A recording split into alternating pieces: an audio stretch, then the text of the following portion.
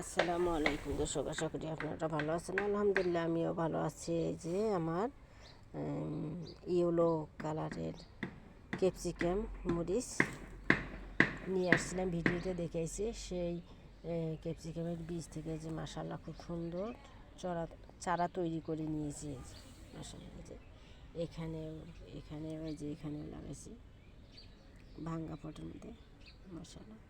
তাই ভাবলাম যে দর্শকদেরকেও দেখিয়ে দিই যে হলুদ বা ইয়েলো কালারের ক্যাপসিকাম কিনে নিয়ে এসে যে আমি বীজ থেকে চারা সংগ্রহ করেছি। মাশাআল্লাহ চারাগুলো খুব সুন্দর হয়ে গজাইছে, তাই ভাবলাম দর্শকদেরকেও দেখিয়ে দিই।